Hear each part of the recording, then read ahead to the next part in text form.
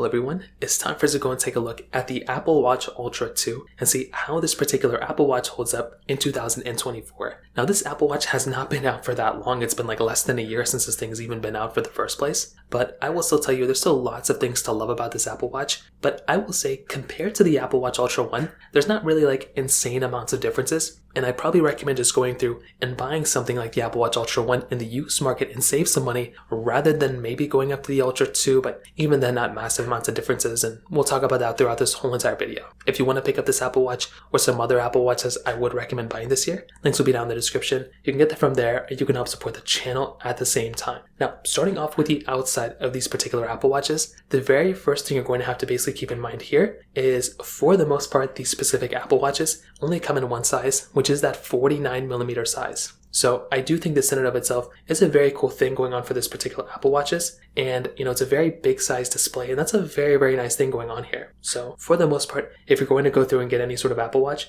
this is a beautiful size display. It looks very nice. And I do think this is a very, very cool thing going on for this particular Apple Watch. The fact that it has this beautiful, massive display, that it gets very, very bright as well. Beyond that though, it's pretty much the same thing as you'd expect from most other watches. On the side, one thing to keep in mind, it is an overall thicker, bigger watch than the other Apple Watches. Even the biggest Apple Watch Series 9 is still smaller than the, standard size of the Apple Watch Ultra 2. So this in and of itself is another, thing to kind of keep in mind here. You are getting 2 buttons on the right side and 1 button on the left side. So you're getting the digital crown and the power button side button on the Apple Watch Ultra 2. On the left side, you're getting that action button, which is configurable. You can configure it to different things. Me personally, it's not the biggest deal in the world, but it is a very nice to have feature here. So this in and of itself is a thumbs up for me. On the back side, just a standard charging, port. All the other Apple Watch chargers work on this thing, which is very nice to have. And that's another really cool thing going on for this particular Apple Watch when it comes down to it. So on the exterior, there's some really big highs here. There's not really any lows, besides maybe it being too big for the average person.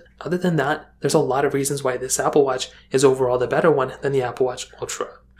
In the standard Apple Watches, you can get 100 meters of water resistance. It's swim proof, high-speed water sports proof, and recreational diving up to 40 meters. That's another very cool advantage for something like the Apple Watch Ultra 2 over the Apple Watch Ultra, than the other Apple Watches that we have. So it's almost like twice as durable as the Apple Watch Ultra. It's almost twice as durable as the other Apple Watches, which is actually pretty crazy. And the battery life is also like twice as good as the other models. Like you're getting up to 36 hours of battery life on the Apple Watch Ultra 2 versus even 18 hours on the Apple Watch Series 9. That's another very big thing to keep in mind. If you're trying to get the overall better Apple Watch, clearly to me the better one is probably the Ultra 2 with the most amount of features built in. On top of that, you're getting the S9 SiP chip inside of it, which in my personal opinion, that is a very, very good chipset to have inside of this iPad. That's a very, very good chipset to have inside of this particular Apple Watch. For starters, you're getting all the new chipsets, you're getting all the new features within this particular chipset, precision finding, faster on-device Siri with health data access, and double tap gestures that you have that debuted on the Series 9 also come down to the Ultra 2. But on top of that, the S9 chip is very fast. It can handle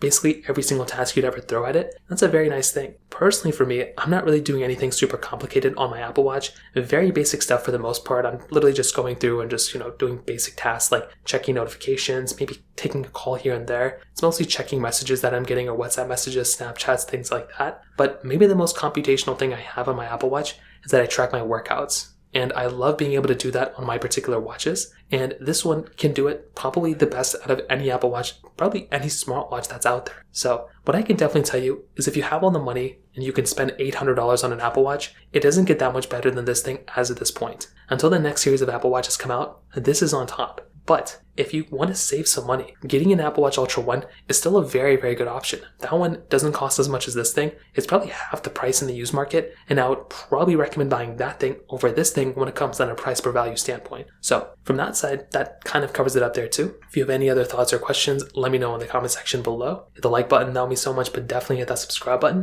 More importantly than everything else, I love every single one of you guys. Hopefully I'll catch you guys in the next video. Peace out till then.